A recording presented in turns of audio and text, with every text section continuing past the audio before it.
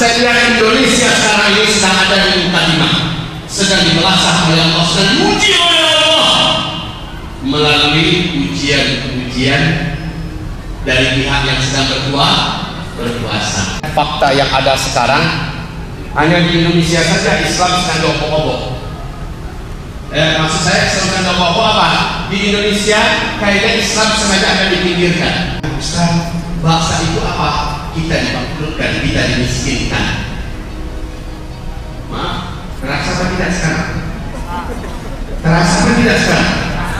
Ada proses yang sistematis membangkrutkan umat Islam, memiskinkan umat Islam, sehingga umat Islam tidak punya daya dan potensi untuk menghidupkan roda perekonomian kembali.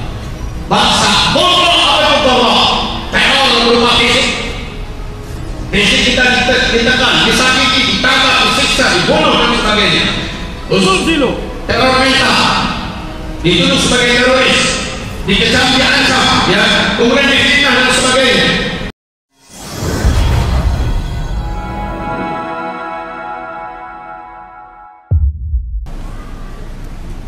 Bismillahirrahmanirrahim.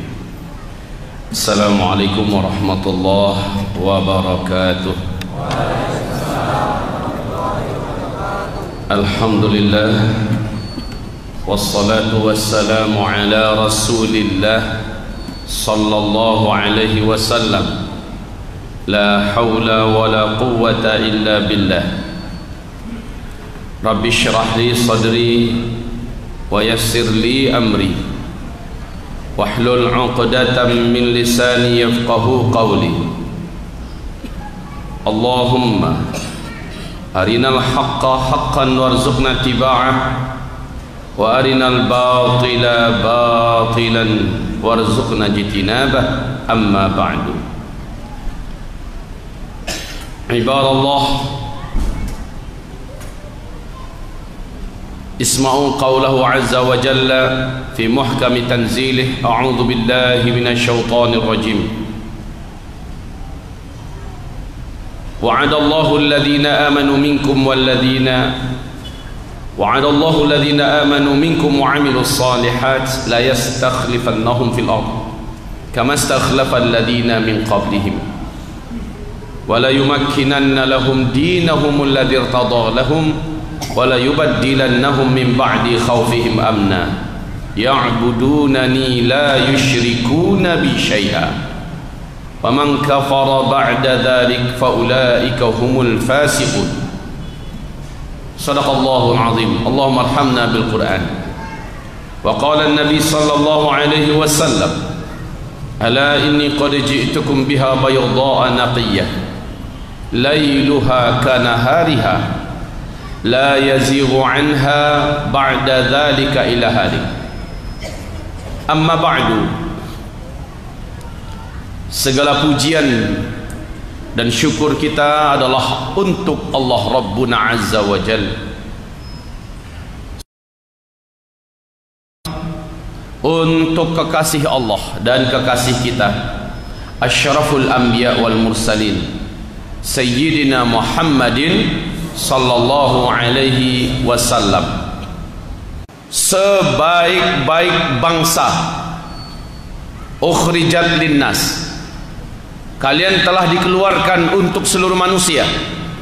Ta'muruna bil ma'ruf, kalian memerintahkan manusia kepada yang ma'ruf.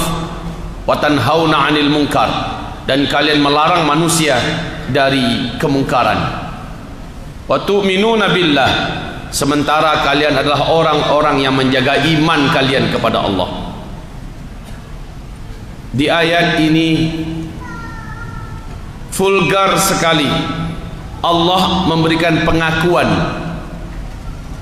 kepada manusia terbaik, dan ternyata manusia itu disepakati oleh seluruh para ulama ahlus sunnah wal jamaah dan ulama-ulama ahli tafsir, ahli hadis, yang dimaksud dalam ayat ini adalah para sahabat Nabi.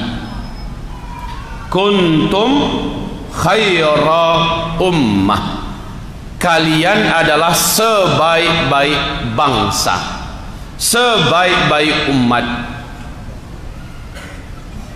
Kita mulai dari ayat ini dan lihat judul, umat terbaik di akhir zaman. Perhatikan papan tulis. Sekarang belum ada tulisannya, tapi saya akan menulis dengan cepat karena saya yakin semuanya sudah mengilmui. Dalam hadis diriwayatkan oleh Imam Ahmad, ini permanen yang besar dari ganti sudah diganti tadi semua. Ya.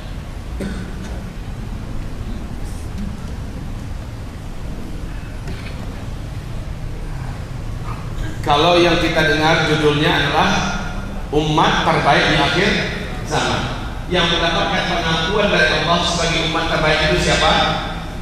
Para sahabat.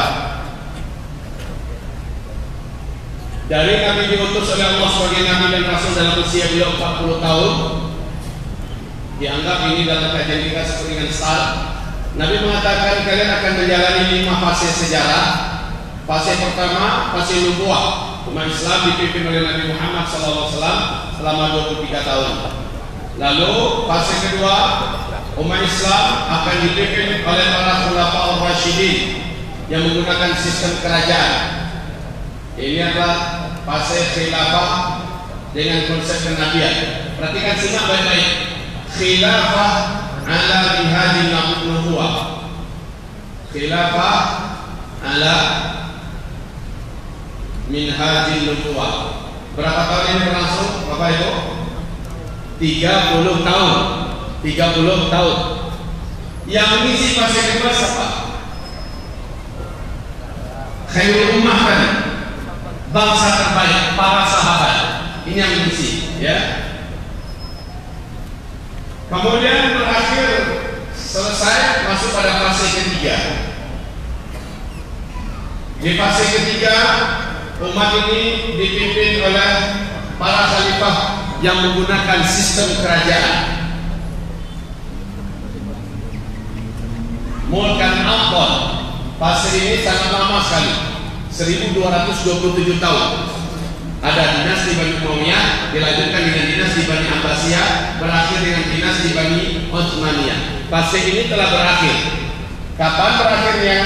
Runtuhnya khilafah Islamiyah al-Utsmani di Turki pada bulan Maret tanggal 3 tahun 1924. Fase ketiga telah berakhir. Kita sekarang berada di fase keempat.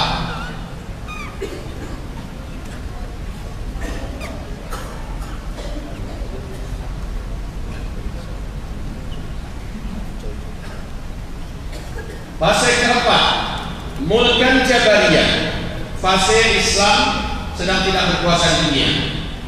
Kaum muslimin pada fase ini ditindas, Islam diperangi, dan kesemena-menaan kezaliman kepada Islam dan kaum muslimin di seluruh dunia adalah pemandangan sehari-hari pada fase itu. Fase keempat ini adalah fase kediktatoran. Sekarang seluruh dunia dan termasuk Indonesia dapat menyaksikan betapa Islam dianaktirikan, kaum muslimin diperlakukan dengan tidak adil, diinjak, dizalimi di mana-mana. Terasa apa tidak ini? Ini fase keempat, dan fase keempat ini pasti berakhir.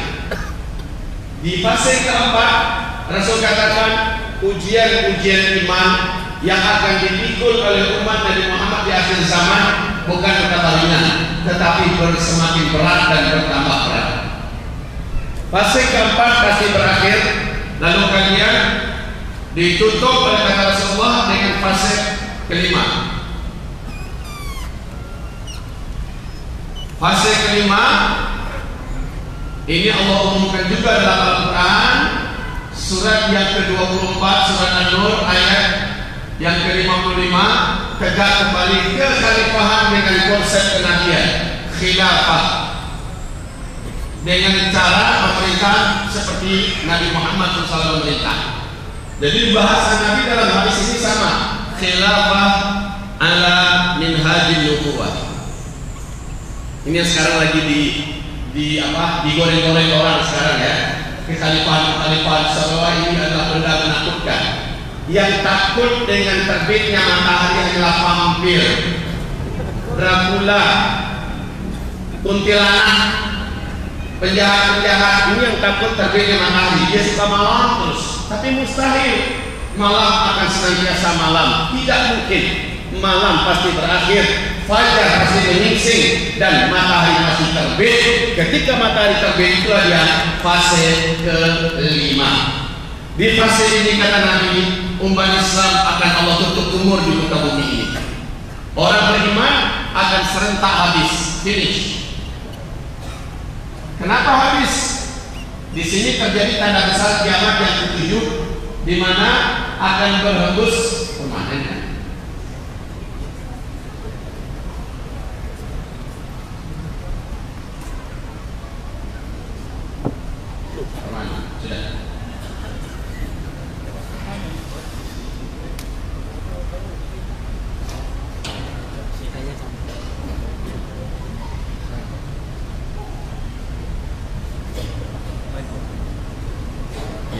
Yang saya katakan permanen tadi ternyata memang iya. Ada pihak yang menolak, enggak permanen. Ternyata setelah ditulis permanen. Khilafah ala minhajin nubuwah. Lihat redaksi hadisnya sama. Redaksi hadis Nabi yang ini dengan yang ini sama. Kita akan hubungkan judul kita, umat terbaik di akhir zaman. Allah mengatakan umat terbaik di awal zaman adalah ini ya. Ini umat terbaik. Sehingga mereka dijadikan dalam urutan 5 fase sejarah, pemegang kekuasaan di nomor 2 di fase kedua. Mereka adalah khairu ummah ukhrijat linnas. Masya Allah.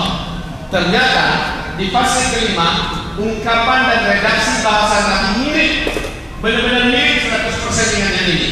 Khilafah ala minhajin nubuwah. Kekhalifahan di atas konsep kenabian. Kekhalifahan di atas konsep kenabian berarti karakter manusia yang dipercayakan Allah menggenggam kepemimpinan fase kedua akan dimiliki karakter tersebut oleh manusia-manusia beriman yang muncul untuk mengisi fase kelima.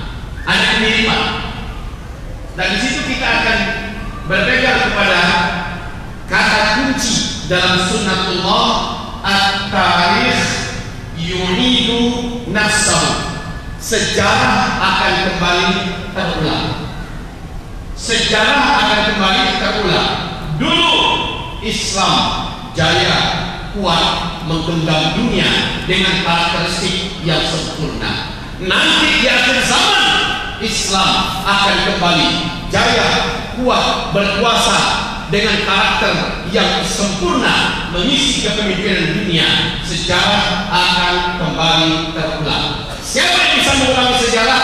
Orang yang memenuhi syarat-syarat sebab yang telah terpenuhi oleh syarat-syarat sebab oleh generasi kedua. Jadi kerangka berpikirnya sudah terbentuk dulu ya. Berarti tak akan mungkin fase kelima akan wujud kecuali manusia-manusia sekaliber karakter kedua terwujud. Itu dulu yang pertama. Baru kita boleh melanjutkan cerita judul kita ini, umat terbaik di akhir zaman. Saudara-saudari hamba-hamba Allah yang kami muliakan, apa iya Ustaz kita akan bisa memimpin dunia? Jangan bicara kepemimpinan dululah. Kita bicara tentang karakteristik orangnya dulu. Judulnya kan umat terbaik. Umat terbaik itu bukan berarti dia memimpin lalu jadi umat terbaik. Tidak. Jadi umat terbaik dulu baru menjadi pemimpin dunia. Jadi umat terbaik dulu baru memimpin dunia. Jadi kita tidak berbicara tentang masalah memimpin dunia atau tidak. Ibarat Allah, hamba-hamba Allah yang kami muliakan, Apa yang menjadikan para sahabat unggul? Ini yang penting kita pelajari. Lalu kita bercermin ke masa kita sekarang. Apakah penyebab-penyebab yang bisa menjadikan para sahabat ini menjadi unggul? Ditinggikan oleh Allah, dimuliakan oleh Allah. Bisa tidak karakteristik itu kita hadirkan pada kehidupan kita, pada diri-diri kita dan di rumah tangga kita dan keluarga kita?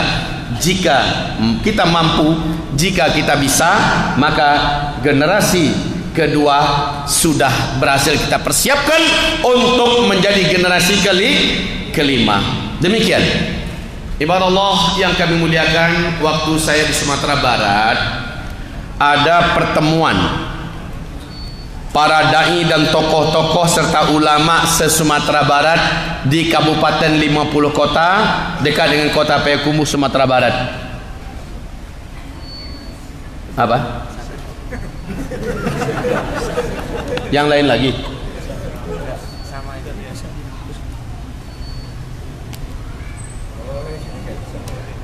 Ora iso.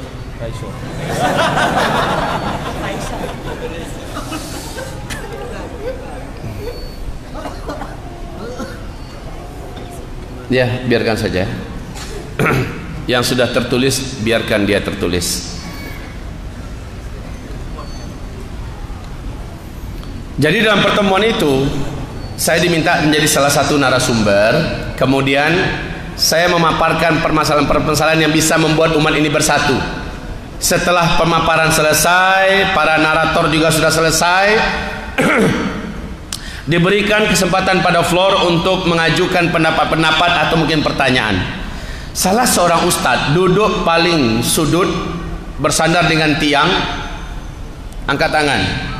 Lalu dia berkata, menurut pendapat saya, yang menjadikan umat ini hari ini pecah belah, tidak bisa diajak kompak dan bersatu, karena umat ini diajak meniru yang selain Rasulullah. Harusnya yang kita tiru hanya Rasulullah. Dia bacakan ayatnya, laqad kana lakum fi Rasulillah uswatun. Lalu kenapa hari ini katanya ada imbauan-imbauan, ada ajakan-ajakan agar yang ditiru agar yang ditiru adalah para sahabat-sahabat Nabi. Allah perintahkan yang kita tiru hanyalah Rasulullah. Kenapa sahabatnya? Kalau gurunya bisa ditiru, kenapa muridnya yang ditiru? Jadi kata beliau, ya ustaz yang bertanya ini, menurut saya ini salah satu biang pemecah belah umat. Ajakan tidak meniru Rasulullah, yaitu meniru murid-muridnya Rasulullah, itu para sahabat. Ini enggak benar kata beliau. Gimana kira-kira, benar atau enggak benar nih? Si ustaz ini benar apa enggak benar? Lalu setelah dia yakin apa yang disampaikannya sudah selesai, saya katakan, Al-Quran tidak. Dia bilang ada. Baik, Ustadz bisa menerjemahkan Al-Quran? Belum katanya. Oke, baik Ustadz. Yang Ustadz di sebelahnya, antum pegang Quran Ustadz. Surah berapa bu? At-Taubah ayat 100. Dibaca, A'udzu billahi minasyaitonir rajim. السابقون الأولون من المهاجرين والأنصار والذين اتبعوهم بإحسان رضي الله عنهم ورضوا عنه ويدخلهم جنات تجري تحتها الأنهار. Dibacakan ayat sampai selesai. Baca ustaz yang di sebelahnya terjemahannya. Was-sabiqunal awwalun minal muhajirin wal ansar. Dia bacakan terjemahnya, dan orang-orang yang paling pertama lagi awal-awal masuk ke dalam Islam, minal muhajirin wal ansar, dari karangan sahabat muhajirin dan ansar. Saya tanya pada ustaz yang tadi berkata, yang bertanya, Ustaz, ini ayat maksudnya sahabat-sahabat Nabi apa bukan? Dia mengangguk. Iya, maksudnya memang dari sahabat. Lanjut baca terjemahannya. Walladzina taba'uhum, dan orang-orang yang mengikuti mereka. siapa orang yang mengikuti? Siapa saja manusia-manusia beriman sampai hari kiamat yang mengikuti mereka. Mereka siapa? Sabiqunal awwalun minal muhajirin wal ansar ini, para sahabat ini. Radhiyallahu anhum wa radu'an. Allah ridha kepada yang mengikuti itu sebagaimana ridhonya Allah kepada yang diikuti. Wa yudkhiluhum jannatin tajri tahtal anhar khalidina fiha abada. Allah pasti masukkan mereka ke dalam surga-surga Firdaus, surga-surga yang mengalir di bawahnya sungai-sungai, mereka kekal di dalamnya selama-lamanya. Ustaz, Allah jamin para sahabat dapat ridho Allah, dan Allah jamin seluruh sahabat pasti masuk surga. Begitu dalam ayat itu tadi. Lalu Allah mengatakan walladzina tabauhum bi ihsan, dan orang-orang yang mengikuti para sahabat-sahabat itu dengan sebaik-baiknya mengikuti. Yang mengikuti ini berhak mendapatkan predikat sama dengan yang diikuti. Radhiyallahu anhum. Kalau dulu ada Abu Bakar As-Siddiq radhiyallahu anhu, ada Umar bin Khattab radhiyallahu anhu, ada Sa'ad bin Abi Waqqas radhiyallahu anhu, ada Bilal bin Rabah radhiyallahu anhu, ada Khadijah radhiyallahu anha, ada Aisyah radhiyallahu anha. Maka di akhir zaman akan bermunculan orang-orang yang berhak mendapatkan gelar radhiyallahu anhu, karena ayatnya begitu. Tapi siapa orangnya nanti? Ibarat Allah yang kami muliakan. Setelah itu saya katakan, bagaimana menurut antum Ustaz, apakah ayat ini bukan imbauan dari Allah agar kita meniru dan mencontoh para sahabat? Diam Ustaz itu. Diam. Ustaz, saya bertanya, apakah ayat ini bukan ajakan dari Allah agar kita meniru dan mencontoh para sahabat? Dia mengangguk. Iya Ustaz. Masih ada yang akan Ustaz bantah? Dia menggeleng. Cukup katanya. Udah jelas. Jadi dijawab dengan ayat bahwa para sahabat dapat rekomendasi dari Allah langsung di dalam surat apa tadi? Ayat berapa? Ayat 100. Untuk ngapain? Agar diikuti dan ditiru, dicontoh para sahabat. Ini ya, cara berpikir macam ini harus kita runut dulu dengan baik. Yang kedua, setelah kita mengakui para sahabat adalah yang terbaik, yang kedua, kita diperintahkan mengikuti yang kedua, diperintahkan mencontoh dan meniru mereka. Yang ketiga, apa kata Imam Malik bin Anas radhiyallahu anhu rahimahullah? Beliau berkata begini, inna hadhil ummah la tasluh, wa fi riwayah lan tasluha illa bima saluha bihi awwaluha. Sesungguhnya umat ini tidak akan pernah menjadi benar, tidak akan pernah menjadi baik, tidak akan pernah sampai di puncak kebaikan seperti yang diinginkan, kecuali apabila umat ini meniru dan mengikuti penyebab apa yang bisa menjadikan generasi dulu menjadi baik dan kuat. Jadi dunia sekarang mengaku non-muslim bernama Michel G. Hart. Beliau menulis buku yang sudah diterjemahkan ke berbagai bahasa negara di dunia. Judulnya adalah 100 tokoh paling berpengaruh di dunia. Di situ beliau mengakui posisi generasi yang dididik oleh manusia terbaik. Ini yang menulisnya orang Kristen ya, orang Kristen Ortodok yang menulis buku tersebut, bukan orang Islam. Apa yang ditulis oleh beliau? Bahwa sahabat-sahabat atau murid-muridnya Muhammad itu adalah manusia-manusia paling unggul yang pernah ada. Masya Allah. Sehingga dia menobatkan Umar bin Khattab di atas Nabi Isa, malah lebih terkenal lagi Umar bin Khattab daripada Nabi Isa. Di mana orang Kristen meletakkan Nabi Isa seharusnya di nomor 1, tapi dia tidak, diletakkannya Nabi Muhammad nomor 1. Di urutan berikutnya sahabat mengalahkan Nabi Isa alaihissalam. Baik kaum muslimin, hamba-hamba Allah yang kami muliakan. Jadi mungkin kita agak sedikit lugu cara berpikir, karena di sini di Indonesia sedang ada imbauan menuju kepada Islam Nusantara. Islam Nusantara, Islam Nusantara. Kita bertanya, apakah Islam yang dibawa oleh Nabi Muhammad, yang dipegang erat-erat dan diamalkan oleh para sahabat, bukannya Islam penakluk dan Islam yang menundukkan timur dan barat? Wajib dia membenarkan dan mengangguk, mengiyakan, sebab faktanya demikian. 2/3 dunia digenggam oleh murid-muridnya Nabi Muhammad di masa Umar bin Khattab. 2/3 dunia. Penguasa dunia sebelah timur ketika itu adalah Yunani, dengan pusatnya adalah Persia. 2/3 dunia ditaklukkan. Sebelah barat dikuasai oleh Romawi dengan sang pemimpin terkuatnya Herakl atau Heraklius. Tapi hanya di bawah kehadiran Nabi Muhammad SAW kepada para sahabatnya, yang mereka tidak banyak teori, tidak banyak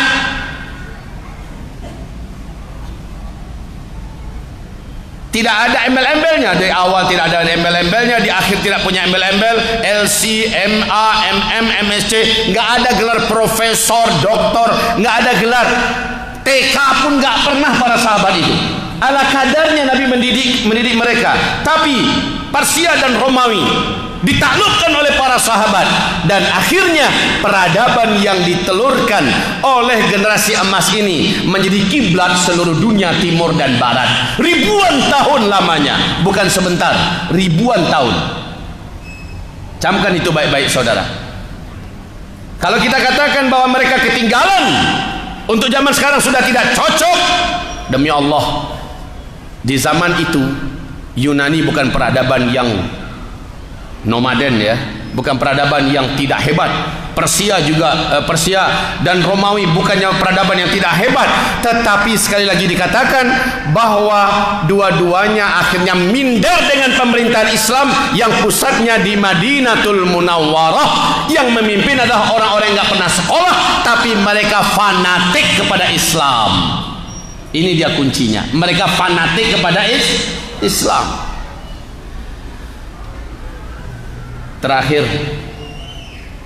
Terakhir apanya? Kenapa para sahabat itu dianjurkan untuk diikuti? Ayo kita dengarkan berikutnya. Apa yang dikatakan Rasulullah ini, bahwa fase kelima Islam akan kembali memimpin seluruh dunia. Khilafah dengan konsep kenabian. Jadi sebelum saya singgung lagi sahabat, untuk kita copy paste di zaman kita, sebelumnya khilafah ini sedang menjadi bulan-bulanan untuk dibuli. Ya, sedang jadi bulan-bulanan. Kayaknya ini momok yang menakutkan. Selalu saja dihubungkan khilafah Islamiyah itu dengan HTI, ideologi anti Pancasila. Yang ngomong ini antara dua saja. Kalau nggak satu kan nggak tuh nomor dua, nggak keluar dari yang itu tuh. Satu, dia bodoh dan jahil tentang Islam, tidak mengerti tentang sebenarnya Islam itu apa dan bagaimana. Atau yang kedua, dia adalah munafik yang di dalam hatinya ada penyakit yang benci kalau Islam ini yang memimpin dan Islam ini berkuasa. Tak lebih dan takkan pernah keluar dari yang dua ini. Satu, dia jahil. Yang kedua, dia munafik. Walaupun gelarnya profesor.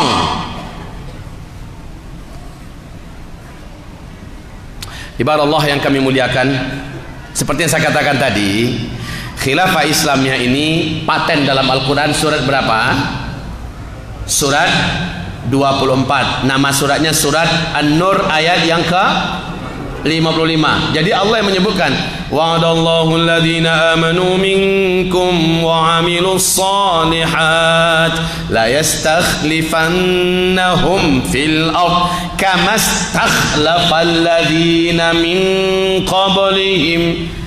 Allah berjanji kepada orang-orang yang beriman di antara kamu dan orang-orang yang senantiasa menggores prestasi di atas amalan soleh.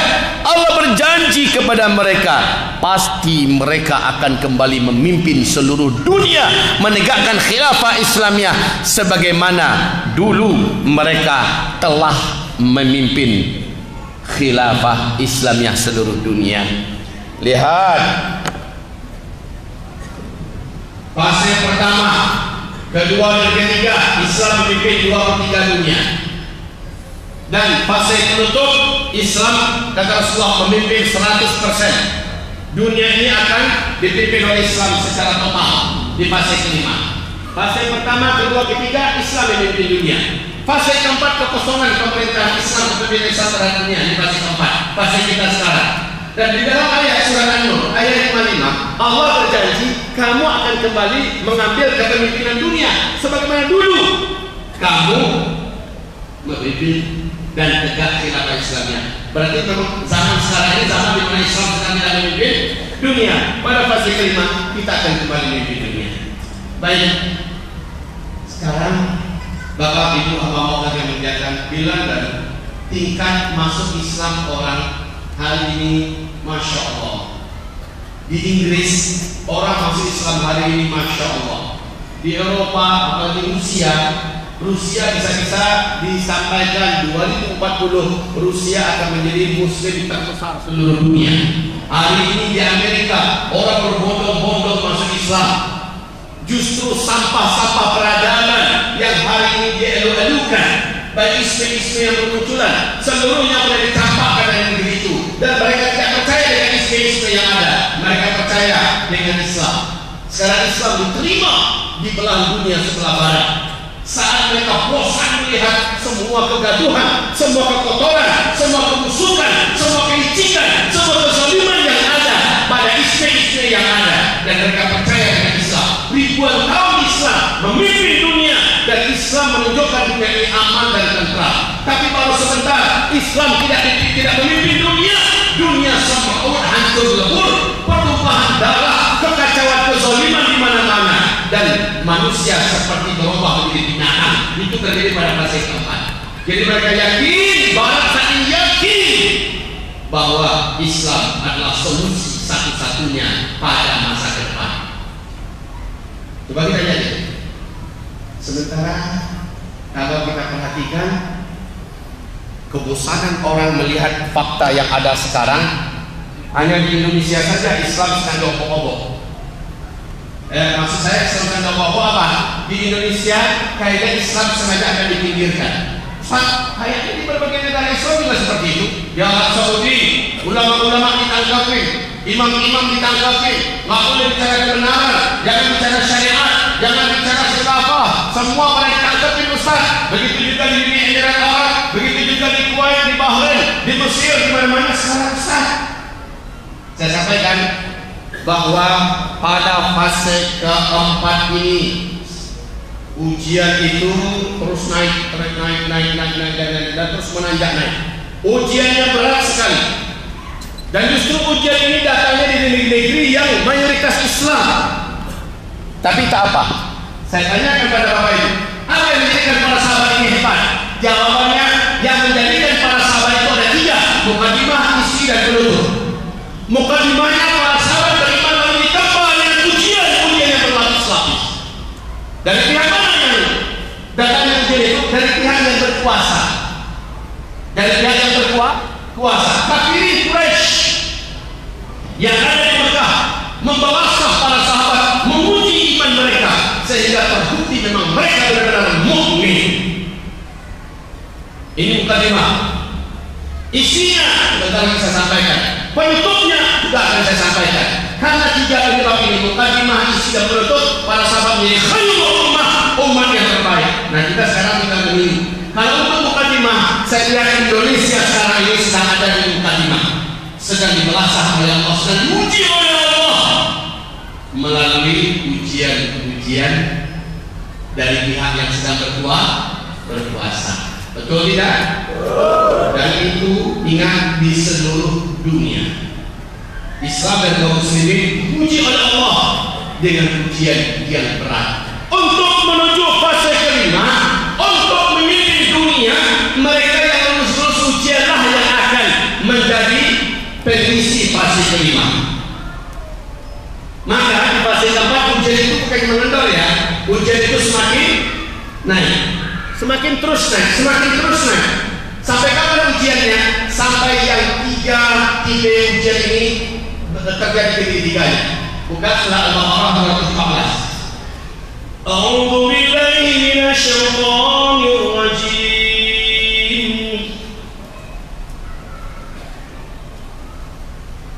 Am hasibtum an tadkhulul jannah wa lam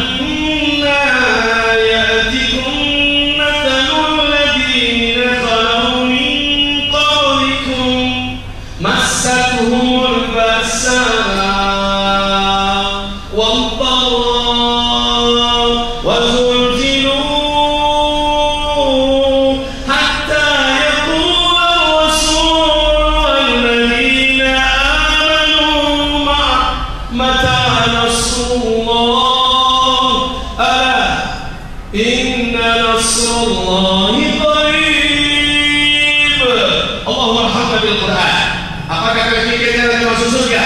sementara kami memuji kalian dengan ujian yang telah dilewati oleh orang beriman sebelum kalian. Kalian harus lulus dengan ujian ini. Masabul basa, Uqbah, Wasulsilu. Imam Ahmad Ibn Hanbal dalam kitab tafsir Al-Hafiz Ibn Katsir menjelaskan bahwa basa Wasulsilu itu muncul dari pihak kekuasaan yang sedang berkuasa. Ingat itu baik-baik. Dari pihak kekuasaan yang sedang berkuasa muncullah basa Zulsilu, sehingga Rasul berkata, maka Nasrullah. Saking beratnya ujian itu, berkata Rasul, maka Nasrullah, kapan pertolongan Allah untuk kita? Ketika semua daya sudah kandas, ketika semua tenaga sudah habis, ketika seluruh upaya sudah buntu, sementara kita terdesak habis, tak tahu lagi bagaimana cara bergerak, bagaimana cara membangkit. Dia tidak berusaha bernafas dan sabar aja, tapi sudah tak tahu mau berbuat apa. Bahkan tenggorokan pun nyaris akan disembelih oleh musuh yang berkuasa. Saat itu Rasul berkata, maka Rasulullah, kapan Allah akan tolong? Allah, ketahuilah kalau yang tiga itu sudah muncul, inna nasrallahi qarib, pertolongan Allah sangat dekat. Nabi Musa, Bani Israel, depan laut merah, di belakang Firaun, tak tahu lagi mau kemana. Saya Bapak Ibu ini baru pulang dari Mesir. Alhamdulillah, kemarin Yordania, Palestina, Mesir, dan pas di Mesir saya berkunjung ke laut yang dibelah oleh Nabi Musa alaihissalam. Dan saya melihat langsung bagaimana mumi Firaun yang terlaknat, manusia yang berpuluh-puluh kali diulang-ulang oleh Allah diceritakan dalam Al-Quran, berhadapan dengan Nabi Musa alaihissalam. Lihat Nabi Musa bagaimana dengan Bani Israel saat mereka sudah melewati bangsa Allah Zulsilu. Inna nasrallahi qarib. Disitulah insyaallah ta'ala kita akan dihadiahkan oleh Allah nasrallahi qarib, pertolongan Allah berupa kemenangan. Kamu akan memimpin kembali dunia, wahai manusia terbaik. Baik, hamba-hamba Allah yang memuliakan, jika demikian, Ustaz, bangsa itu apa? Kita dibangkrutkan, kita dimiskinkan.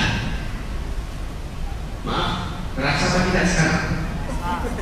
Terasa apa tidak sekarang? Ada proses yang sistematis membangkrutkan umat Islam, memiskinkan umat Islam, sehingga umat Islam tidak punya daya dan potensi untuk menghidupkan roda perekonomian kembali. Bangsa bodoh, apa itu bodoh? Teror berupa fisik. Fisik kita ditekan, disakiti, ditangkap, disiksa, dibunuh dan sebagainya. Zulsilu, teror mental, dituduh sebagai teroris, dikecam, diancam, ya, kemudian difitnah dan sebagainya.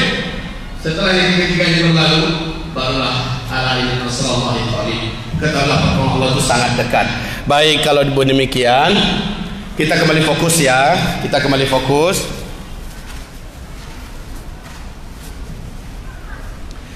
Jadi alhamdulillah, ini malam tadi saya baru mendarat ya, baru mendarat dari Kairo, dari Mesir, di Jakarta, dan nginap satu malam di Orchard Hotel. Langsung terbang pagi tadi kemari, non-stop selama 10 hari belakangan. Saya ada di 4 negara, Yordania, Palestina, dan Israel. Saya tidak mau mengatakan Israel adalah sebuah negara, tapi terlanjur harus dikatakan negara penjajah ya. Kemudian masuk ke Mesir, dari Mesir terbang. Baik kaum muslimin yang kami muliakan, sebenarnya kalau ditanya maunya Ustadz apa sekarang, saya mau istirahat, mau bobok. Lelah luar biasa, memang lelah sekali.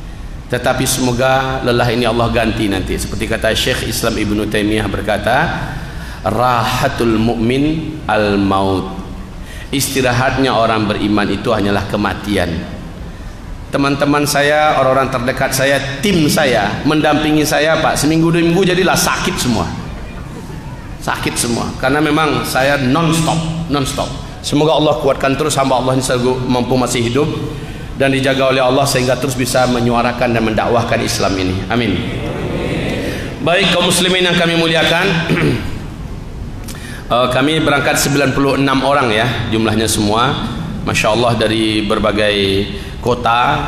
Nah, bahkan dari Solo ini juga ada Tapi orang Minang ternyata ada 2 keluarga orang Minang, orang Padang ikut dengan kelompok jadi judulnya kita tuh sholat Idul Adha di Masjidil Aqsa. Kegaduhan yang kemarin terjadi terdengar dalam berita, ini hanya kegaduhan yang sedikit kecil itu. Jadi jangan Bapak bilang itu menegangkan sekali, tidak. Jadi ceritanya orang-orang Yahudi kan ternyata hari kita Idul Adha kemarin bertepatan dengan hari suci mereka, bertepatan dengan hari suci mereka. Sementara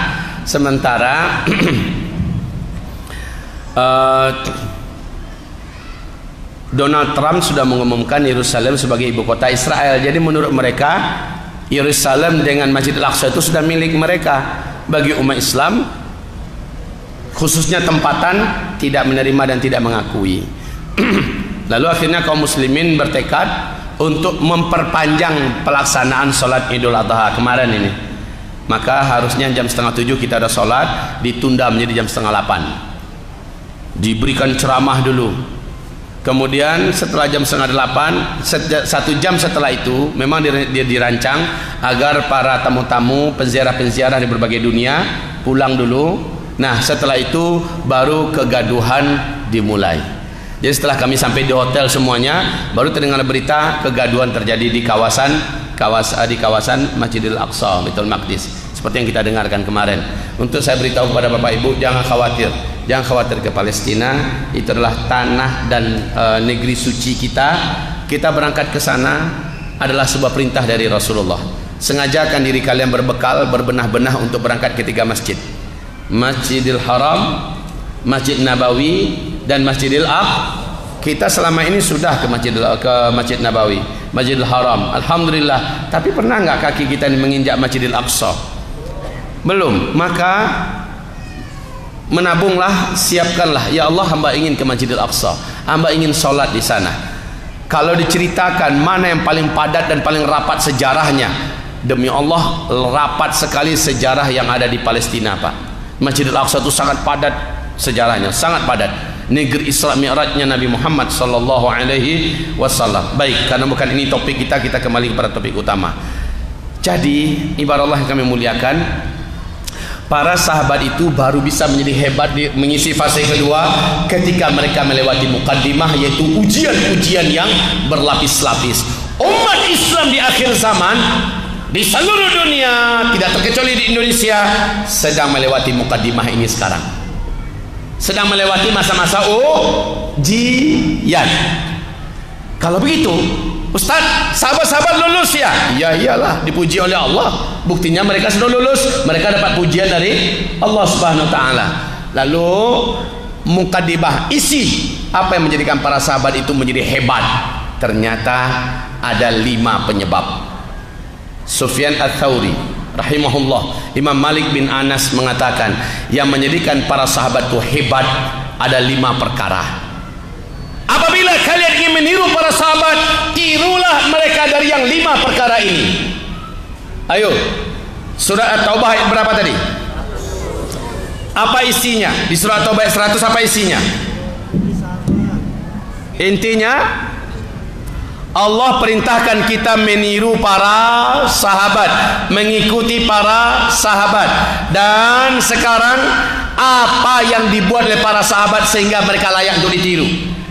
Banyak sekali, tapi awali dengan yang 5 ini. Kata Imam Malik bin Anas. Beliau juga tadi yang berkata, umat ini tidak akan sukses, umat ini tidak akan jaya, umat ini tidak akan menjadi yang terbaik, yang the best kalau tidak meniru generasi awal, yaitu generasi Rasul dan para sahabat. Jadi umat ini baru menjadi terbaik kalau kita bisa meniru mereka dalam 5 hal ini. Awali dulu dengan yang 5 ini, yang lain insya Allah ngikut itu. Apa itu yang 5? Bismillah. Mungkin kita agak memandang remeh nih, Allah biasa-biasa aja Ustaz, itu kami sudah biasa dengar. Masalahnya dibuat nggak yang kita dengar itu? Kalau para sahabat mendengar untuk mereka buat, kita mendengar untuk sekedar tahu. Jadi kita kalau prinsipnya mendengar untuk sekedar tahu, kita tidak akan pernah menjadi seperti para sahabat. Tapi kalau prinsip kita mendengar untuk kita berbuat, kita ingin orang yang mengamalkan apa yang kita dengar, insya Allah kita akan bisa menjadi seperti para sahabat. Apa yang 5 itu? Yang pertama, dimulai dengan sholatul jamaah. ciri khas asli para sahabat. Seperti kata Abdullah bin Mas'ud, yang membuat kami merasa hidup ini berarti dan layak untuk dipertahankan hidup ini adalah adanya solat berjamaah di masjid. Dari subuh dilanjut zuhur, dari zuhur bersambung asar, asar berlanjut maghrib, maghrib berlanjut isya. Ini membuat kami bergairah untuk bertahan hidup. Demi Allah, kalau tidak ada solat 5 waktu, bagi kami tidak ada guna kami hidup. Jadi solat berjamaah adalah karakteristik utama, isi daripada para sahabat itu adalah mengejar dan menunggu salat berjamaah. Maka jadikan kita, apapun kegiatan kita sehari-hari, it's okay. Selama itu tidak haram, selama itu tidak maksiat, kerjakanlah. Tapi ingat, seluruhnya dikunci oleh salat 5 waktu berjamaah di masjid. Apapun kerjaan kita ke depan, pastikan kita salatnya berjamaah di masjid. Bisa tidak? Hanya 1/4 yang jawab. Salat 5 waktu berjamaah di masjid mampu tidak? Coba Allah yang menyaksikan sekarang, yang merasa yakin dia akan mampu, angkat tangan. Coba lihat, saya mau lihat. Semua, Masya Allah, takbir. Saya tidak tanya sama ibu-ibu ya, karena yang berjamaah di masjid itu perintahnya untuk laki-laki. Tapi wanita diperintahkan sholat on time, jangan in time. Allahu Akbar, Allahu Akbar. Apapun kegiatan di rumah, di kantor, di pasar, berakhir. Wudhu selesai, sajadah terbentang, dan dia pun sholat seperti orang sedang sholat berjamaah di masjid. Itu kalau wanita. Kalau dia ke masjid, jangan dilarang, kata Rasulullah, biarkan mereka ikut berjamaah di masjid. Tapi laki-laki nggak ada cerita. Baca sejarah Pak, ada tidak sahabat yang sholatnya tidak berjamaah di masjid? Coba katakan pada saya, di mana, siapa orangnya, di kitab apa sejarahnya? Ada sahabat-sahabat yang sholatnya tidak berjamaah di masjid? Kalau seandainya ada, pasti sahabat tersebut tidak sengaja atau tersalah, dan ketika itu juga namanya langsung tercatat di sejarah, saking langkanya orang berbuat itu di kalangan para sahabat, sehingga ketika dia melakukannya langsung tertulis dalam sejarah siapa orangnya, dalam kejadian apa.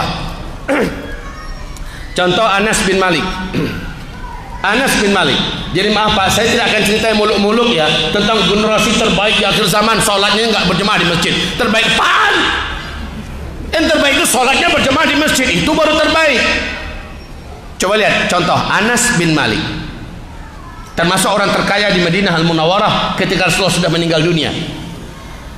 Sahabat Anas ini pas waktu mengerjakan kebunnya yang berbatasan antara Madinah dengan luar Madinah, terdengar sayup sampai azan Bilal di masjid.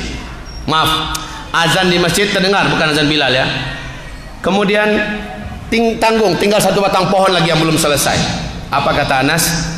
Tanggung ini, saya kerjakan ini dengan cepat supaya besok nanti kalau pulang pergi ke masjid, balik lagi kemari terlalu jauh hanya untuk mengerjakan satu batang pohon ini. Dengan cepat dia selesaikan. Lalu dia pergi ke masjid. Tahu-tahu pas dia sampai di gerbang masjid, langsung dia tersungkur seperti badan tak ada tulang, lemes, jatuh di lantai, menangis Anas bin Malik. Ada apa? Orang di masjid ternyata dipimpin oleh si imam sedang mengatakan Assalamualaikum warahmatullahi wabarakatuh. Assalamualaikum warahmatullahi. Gedebuk, terjatuh Anas langsung menangis, dari punuk ontanya jatuh, langsung lemes dia, jatuh kayak tapai, jatuh ke lantai, nangis di situ.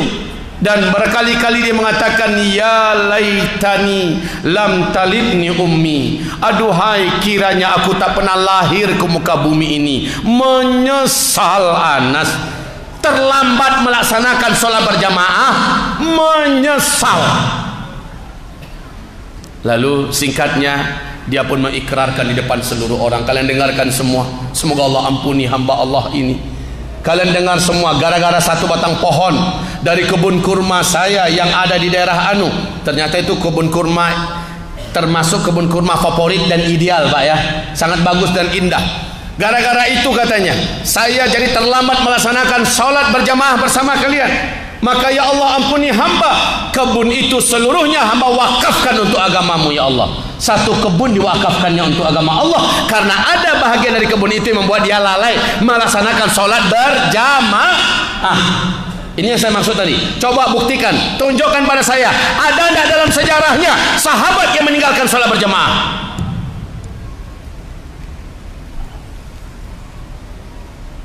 Yang ada adalah Abdullah ibnu Ummi Maktum datang pada Rasul. Udah tua sekali beliau, badannya di usia sangat tua itu tambun dan gemuk, besar, berat, buta. Ibnu Ummi Maktum buta. Dia datang dengan susah payah, akhirnya berhasil berjumpa dengan Rasulullah. Ya Rasulullah, seperti yang kau lihat, usiaku semakin tua dan mataku sudah lama buta. Aku ke masjid ya Rasulullah selalu dibimbing oleh pembimbing pribadiku yang sekarang dia sudah pulang kampung, tidak lagi membersamai aku. Rumahku pun jauh ya Rasul dari masjid ini, melewati 2 lembah yang sulit dan berbahaya. Coba lihat itu. Ibnu Ummi Maktum datangnya ngapain? Minta dispensasi dari Rasulullah. Ya Rasulullah, izinkan aku bisa diberi keringanan, sholat 5 waktunya di rumah saja ya Rasulullah. Menurut bapak ibu, masuk akal nggak permintaan Abdullah bin Ummi Maktum ini? Masuk akal tidak? Tua, gendut, buta, rumahnya jauh, melewati beberapa lembah yang berbahaya. Sementara selama ini bila bisa ke masjid, ada anak muda yang mendampinginya, menuntunnya ke masjid. Ibaratnya ada sopir pribadi lah. Sekarang dia sudah pulang kampung. Izinkan aku ya Rasul, beri keringanan. Ini pertanda apa nih? Sholat berjamaah di masjid itu perkara remeh, perkara santai, boleh iya boleh tidak, atau bagaimana? Kalau perkara ini remeh, tak mungkin Abdullah bin Maktum minta izin. Betul tidak? Lalu Rasulullah perhatikan dengan seksama. Apa kata Rasul? Baik, khusus buat engkau, silakan sholat 5 waktumu di rumah. Senang wajah Abdullah ibn Ummi Maktum. Kemudian dia pamitan. Baru beberapa langkah Rasulullah seperti mendengarkan ada penyampaian dari malaikat Allah.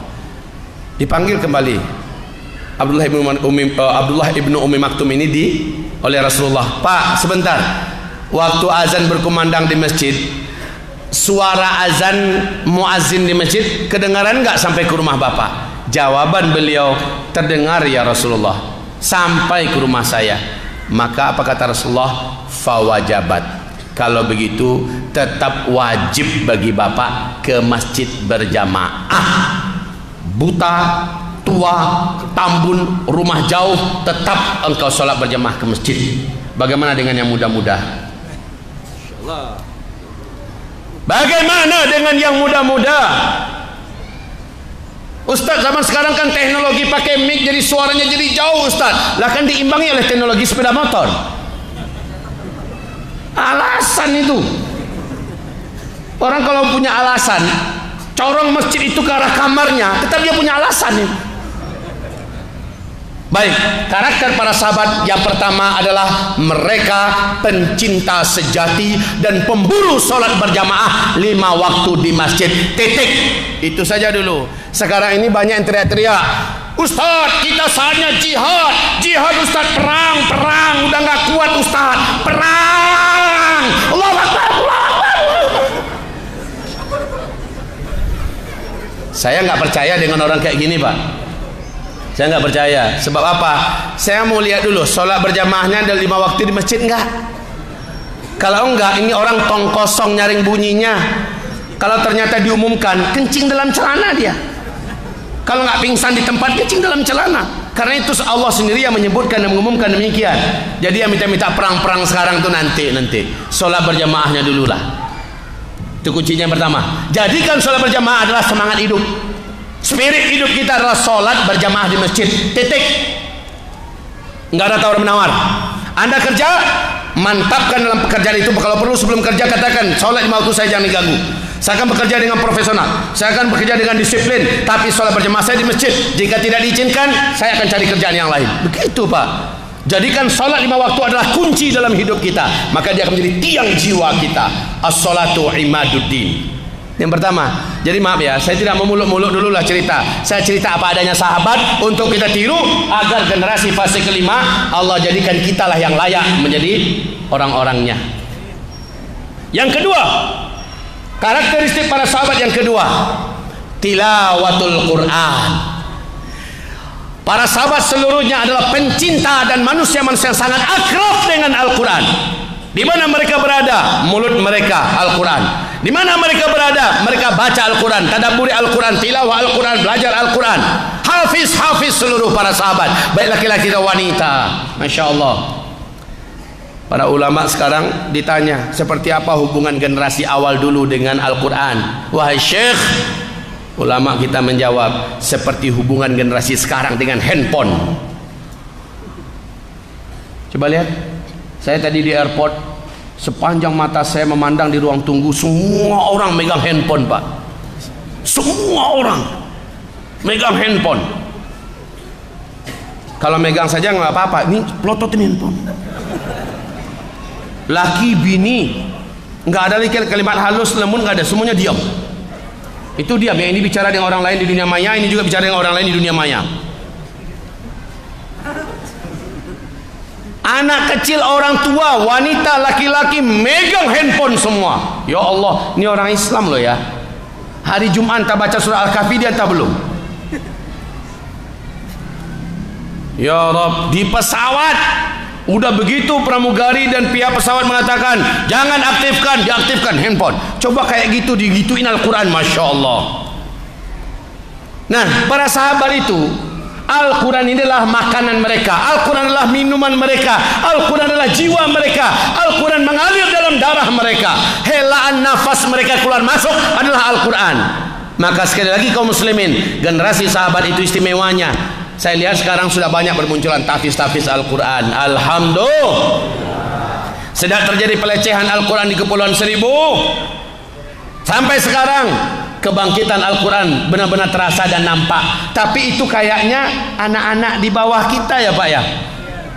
Anak-anak di bawah kita, mereka dimasukkan ke lembaga-lembaga tahfiz, ke sekolah tahfiz, ke pesantren-pesantren tahfiz, bagus. Tapi pas dia pulang dilihat ayahnya bukan Al-Quran yang pegang ayahnya, laptop, handphone, gadget. Bahkan yang paling parah, ayahnya main game online, sementara si anak disuruh jadi hafiz Quran.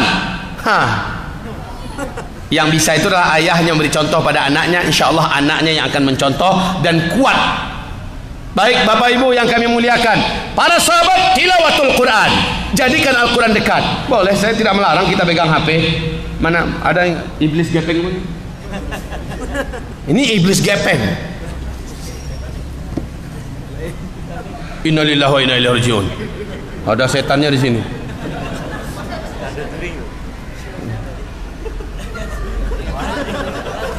Ya, sengaja saya matikan. Pas ketekan tadi hidup, ada setan gepengnya situ. Muncul. Kayak topeng monyet wajahnya. Baik, ini loh Bapak. Rasulullah bersabda, tidak akan terjadi kiamat sampai kalian pada masjid itu sibuk membaca musannah. Para sahabat bertanya, wa mal musannah? Apa itu musannah ya Rasulullah? Nabi menjawab, musannah adalah tulisan yang kalian tulis dengan tangan-tangan kalian, lalu berpindahlah tulisan itu dari tangan ke tangan yang lain. Kemudian kalian sibuk membaca tulisan tersebut dan kalian meninggalkan kesibukan membaca kitabullah. Itu musannah. Maka ini adalah musannah di akhir zaman. Tak akan terjadi kiamat sampai ini muncul. Dan sekarang ini sudah muncul. Jadi mau jadi generasi yang terbaik dan terhebat di akhir zaman, umat terbaik di akhir zaman, umat yang tidak kemaruk dengan HP. Mereka punya HP, tapi hanya untuk sekedar keperluan. Coba buat keseimbangan, wahai kaum muslimin, bapak dan ibu.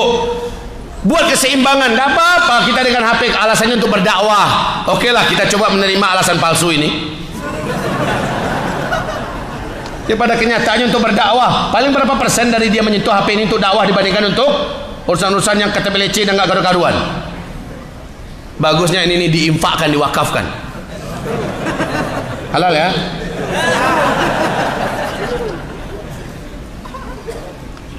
Apa yang dibahas oleh Agim menyentuh sebenarnya berkaitan dengan handphone. Coba dengar apa pernyataan Agim berkaitan dengan handphone. Menyentuh, bisa nangis kita kalau kita dengarnya. Coba kalau Al-Quran yang kita perlakukan macam itu. Tinggal Al-Quran kita gelisah, kita tidak tenang. Ya, kalau jauh kita dari Al-Quran kita tidak merasa nyaman, kurang percaya diri. Kayak gitu kita perlakukan kita dengan handphone hari ini. Sudahlah, saya tidak mau mengkambing hitamkan handphone. Baik, karena dia bukan kambing dan bukan juga hitam. Yang ketiga, karakter para sahabat. Jadi yang kedua apa tadi? Tilawatil Quran. Jangan hanya hafiz Quran itu hanya anak kita, Pak. Enggak adil. Bapak juga harus nambah. Dari dulu sampai sekarang Qul ahad dengan inna a'tainakal kautsar bacaannya. Paling-paling banter pindahnya ke wal asri innal insana lafi khusrin. Kalaupun ada ayat-ayat panjang alif lam mim, Allahu Akbar. Kita robah ya, insyaallah ada perubahan, ada perkembangan, ada kebaikan, karena kita ingin menjadi umat terbaik di akhir zaman. Ciri khas umat terbaik di akhir zaman, akrab dengan Al-Quran, titik, selesai. Akrab dengan Al-Quran, titik. Lihat para sahabat, seluruh persaksian berkaitan dengan sahabat, 1 minggu khatam 1 kali. Kayaknya belum tanding kita nih, seminggu khatam 1 kali. Sementara kalau bulan Ramadan 3 hari 3 malam 1 kali khatam. Bahkan Utsman bin Affan putus dalam 1 witir saja di bulan Ramadan, dia bisa tamatkan dari Al-Baqarah sampai An-Nas. Masya Allah. Kita mungkin belum bisa seperti itu, minimal menirunya seberapa mampu. Bisa sekali sebulan khatam Quran, alhamdulillah. Tadaburi isinya apa, digali kemudian diamalkan, berlombalah. Itu baru menjadi generasi umat terbaik di akhir zaman. Yang ketiga, karakter ini baru isi ya. Tadi mukadimah apa mukadimahnya? Silakan ulangi. Mukadimah apa Bapak Ibu? Iman yang lulus ujian. Iman yang lulus ujian. Ujian dari pihak siapa? Kekuasaan yang sedang berkuasa. Oke. Yang kedua ini isi. Yang kedua itu ada 5 karakter para sahabat. Salat berjamaah 5 waktu, senantiasa dekat dengan Al-Quran. Dan yang ketiga, ittiba'us sunnah, fanatik dengan sunnah Nabi. Fanatik dengan sunnah. Sunnah itu apa? Sifat-sifat Nabi itu sunnah. Ketetapan keputusan-keputusan Nabi Muhammad itu sunnah. Perkataan-perkataan Nabi itu sunnah. Tampilan Nabi, action Nabi, ya, gaya Nabi dan perbuatan-perbuatan Nabi Muhammad itu adalah sunnah. Maka seluruh sahabat fanatik dengan sunnah. Salah satu contoh saja. Ketika Nabi sedang mengimami salat, tiba-tiba malaikat Jibril membisikkan, "Ya Muhammad, terompahmu tadi terkena najis dan engkau sedang memakainya dalam salatmu." Maka Nabi langsung mengambil terompahnya dan dilemparkan. Selesai assalamualaikum, terkejut Nabi Muhammad. Ada apa? Bagian kanan seluruh saf para sahabat bertumpuk-tumpuk sendal. Ternyata dalam salat seluruh sahabat melepaskan pula terompah mereka. Karena mereka lihat Nabi tadi dalam salat melemparkan terompahnya.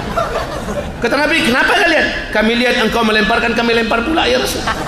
Kata Rasulullah, tadi malaikat Jibril bisikkan ke saya, kalau terompah saya itu tadi nginjak najis. Tapi setidaknya ini gambaran bagi kita betapa fanatiknya para sahabat dengan sunnah Nabi. Apa yang dibuat Nabi? Sunnah itu bukan hanya tampilan, Pak. Sunnah itu pada perbuatan, pada sifat, pada karakter bawaan yang sudah menjadi paten. Maka itu adalah sunnah bila ditiru dari Rasulullah Sallallahu Alaihi Wasallam. Ini yang ketiga. Fanatiklah pada sunnah. Apapun kata orang yang pedulikan. Karena yang kita sembah bukan orang. Orang itu bukan menciptakan surga dan mereka juga tidak punya neraka. Jangan khawatir dengan orang. Ittiba'us sunnah adalah makom daripada ridha Allah. Qul in kuntum tuhibbunallaha fattabi'uni. Katakan, jika memang Allah yang kalian cintai, dan jika memang Allah yang kalian inginkan ridhonya, maka ikuti aku. Kan begitu firman Allah dalam surat Ali Imran. Betapa kita wajib mengikuti sunnah Rasulullah. Ini yang ketiga. Yang keempat, luzumul jamaah. Luzumul jamaah. Yang jamaah itu apa? Oleh Syekh As-Sindi dikatakan adalah khilafah Islamiyah. Sekarang khilafah lagi nggak ada. Maka ada hadis Nabi menjelaskan, istiqomahlah dengan jamaah-jamaah minal muslimin yang ada saat ini. Jamaah-jamaah minal muslimin yang ada saat ini untuk Ahlus Sunnah wal Jamaah banyak. Ada yang sifatnya pergerakan, ada yang sifatnya organisasi. Kalau sifatnya pergerakan seperti Jamaah Tabligh, yang sifatnya pergerakan seperti Ikhwanul Muslimin, yang sifatnya pergerakan seperti Hizbut Tahrir, yang sifatnya pergerakan seperti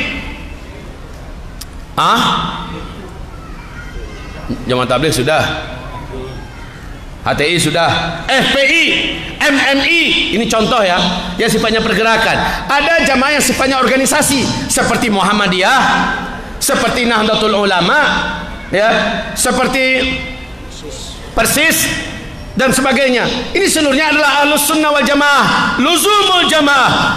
Komitmenlah dengan jamaah itu dan tetaplah. Kita pilih mana yang terbaik, mana yang lebih dekat dengan sunnah Rasulullah Sallallahu Alaihi Wasallam, dengan tetap menghargai dan memuliakan yang di luar daripada kelompok jamaah yang sedang kita ada di bawah payungnya.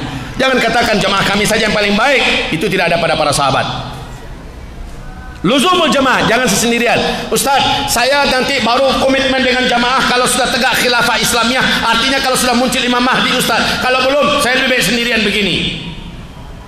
Bagi saya Imam Mahdi adalah kata kunci Ustaz. Pertanyaan saya kepadanya, kapan Imam Mahdinya keluar, coy? Entah, pokoknya kapan saja Ustaz. Lalu sebelum Imam Mahdi keluar, ente mau sendirian? Ya kurang lebih begitu Ustaz. Ente lah orang yang paling mudah digarap oleh setan. Bukankah setan itu akan menggarap domba-domba yang terpencil, yang terpisah dari komunitasnya? Dah, ini yang keempat, luzumul jamaah. Yang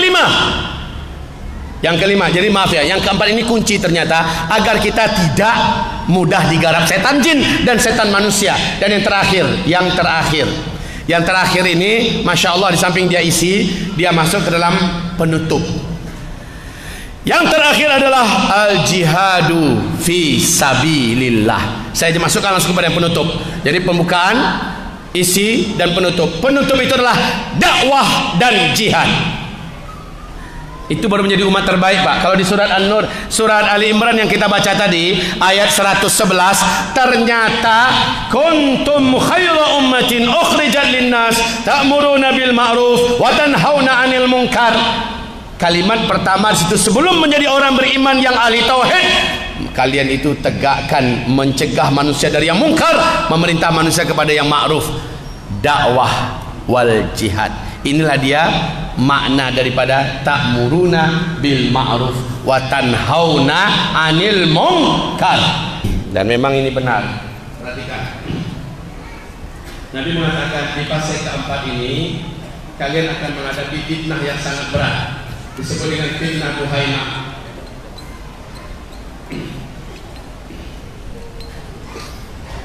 Fitnah Duhaimah yang terjadi adalah ini dan semuanya sudah terjadi sekarang ya.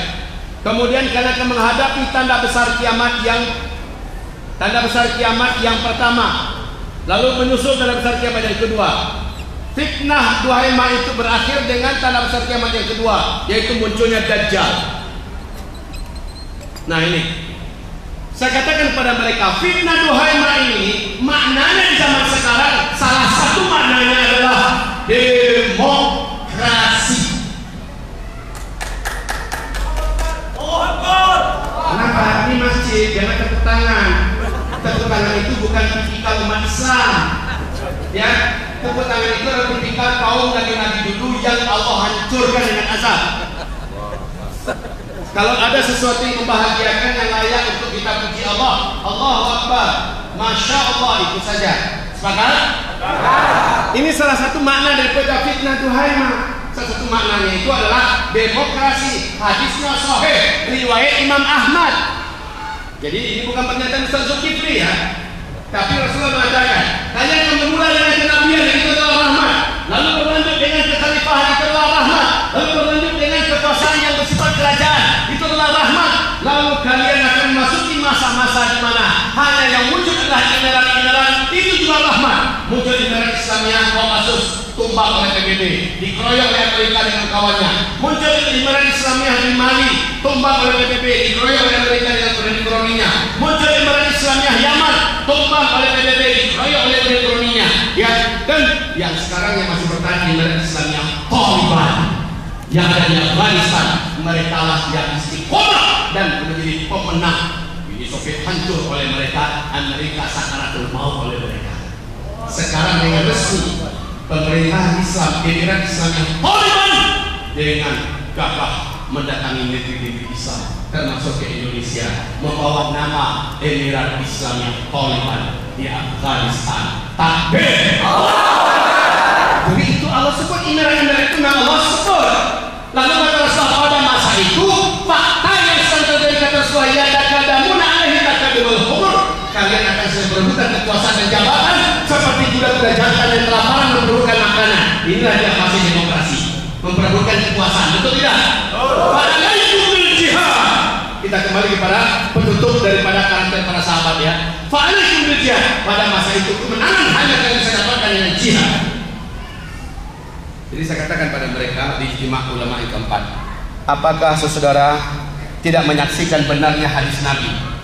Apakah para guru-guru tidak menyaksikan benarnya kata Rasulullah bahwa Nabi mengatakan pada masa itu, isbiru fa innahu la ya'ti 'alan nasi zaman illa alladhi ba'dahu syarrun minhu hatta talqaw rabbakum.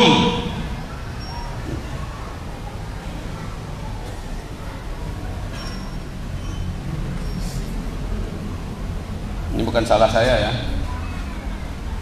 Saya dikasih tahu, Ustaz, kita pada maghrib ngisi lagi. Ini buku tanda-tanda kiamat di negeri Syam oleh penerbit Zamzam. Saya ditawarkan, lalu saya baca bukunya. Saya katakan buku ini bagus. Ustaz berkenan tidak untuk menyampaikan kepada umat? Saya katakan buku ini memenuhi syarat yang saya perlukan. Saya katakan saya berkenan. Maka buku ini pun disediakan di depan. Kalau dia memerlukan buku tersebut tentang fitnah-fitnah negeri Syam, kaitannya dengan akhir zaman, ternyata huru-hara puncak zaman itu di Syam puncaknya.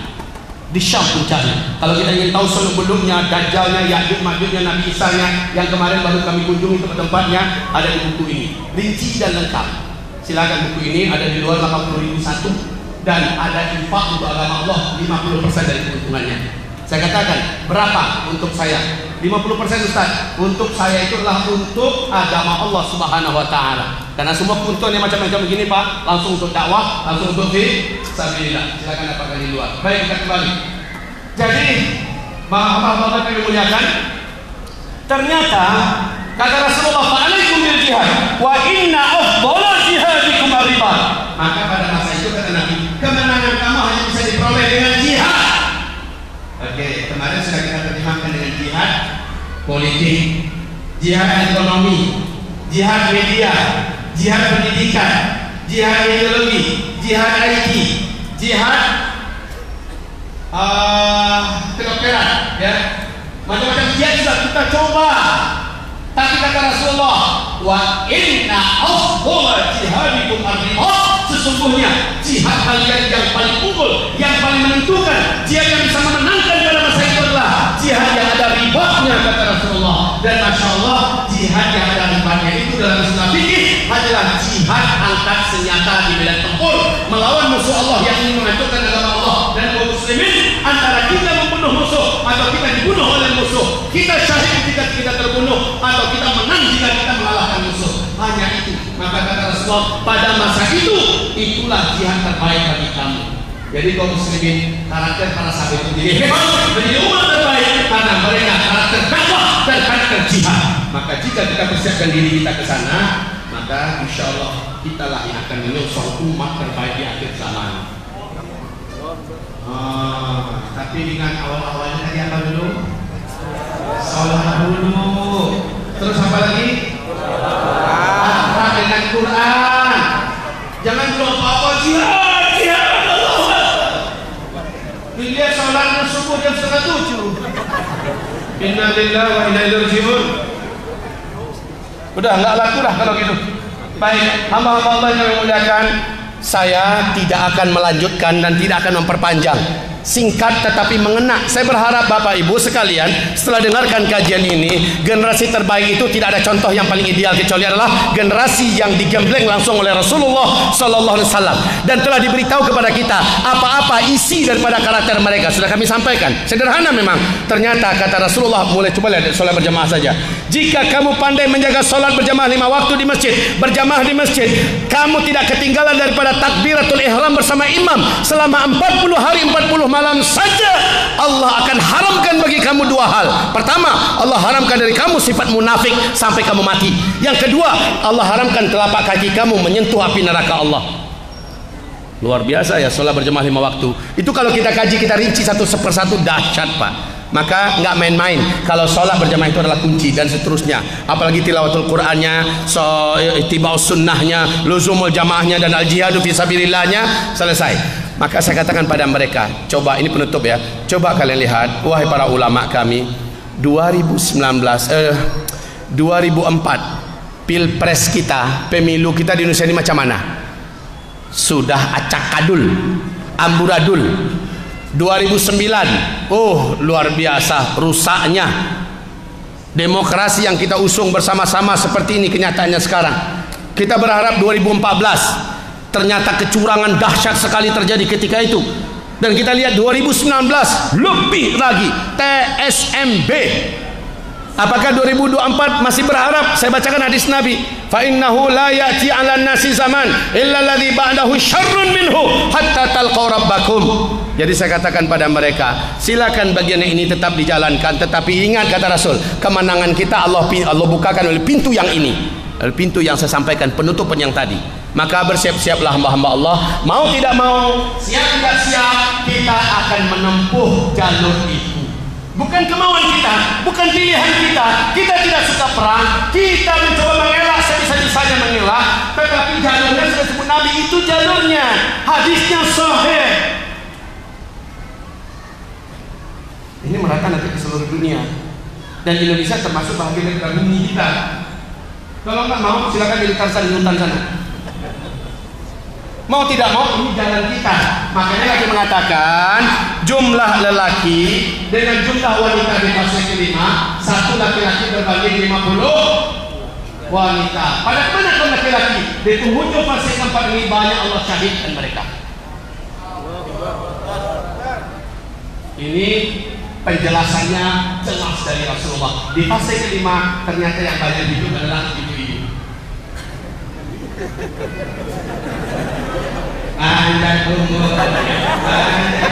Ibu baca umurnya, Bu, menyaksikan fase kelima, ibu menyaksikan fase hidup seperti surga dunia. Mau, Bu? Tapi kami manusia di alam lain. Ketawa yang mati itu sampai. Saya, anda semua akan berada di front terdepan dalam rangka membela agama, kehormatan bangsa, tanah air, harta, nyawa, dan setelah kita akan banyak yang menjadi syuhada, insyaallah ta'ala. Yang munafik makin lama makin jadi munafik di fase ini. Selesai. Ibadah Allah yang kami muliakan, mohon maaf saya apabila saya memanjangkan pembicaraan lebih daripada yang seharusnya. Sebelum saya mengajak kita semua tolong diaminkan, mumpung status saya masih musafir, dan dalam hadis Sahih Bukhari, ya, sebelum status saya masih musafir sekarang ini, bukankah doa orang musafir sangat diijabah? Dan status kita semua sekarang ini sedang fi sabilillah. Man kharaja fi talabil ilmi fahuwa fi sabilillah hatta yarji. Siapa saja yang sedang keluar untuk menuntut ilmu, maka dia sedang di jalan Allah sampai dia pulang. Yang ketiga, status kita sedang dizalimi semua, betul tidak? Betul tidak? Maka tiga syarat, musafir ada, kemudian status fisabilillah ada, kemudian status sedang dizalimi ada. Maka kita berdoa, insyaallah doa kita mustajabah, insyaallah ta'ala. Baik, sebelum saya menyampaikan mengajak kita berdoa, bismillah.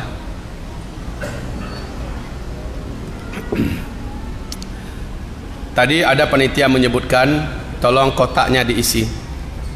Saya ulang balik, kotaknya tarik balik ke depan. Tarik lagi kotaknya ke depan. Mana kotaknya tadi? Ini kaum muslimin yang kami muliakan, baik masjid kita ataupun dakwah yang sedang saya usung di Sumatera Barat. Saya sekarang ini sedang melangsungkan persiapan untuk anak-anak kita yang kami terima tingkat SMA, Pak. Yang kami terima sudah hafiz Al-Quran 30 juz semuanya, laki-laki dan wanita tingkat SMA yang tamatan SMP.